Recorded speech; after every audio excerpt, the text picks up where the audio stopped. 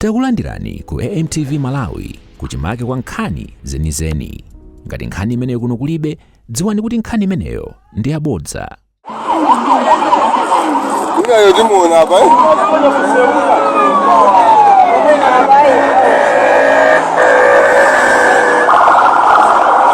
Unavaa timuone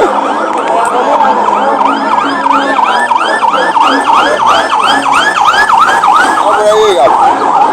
Bakari bagi.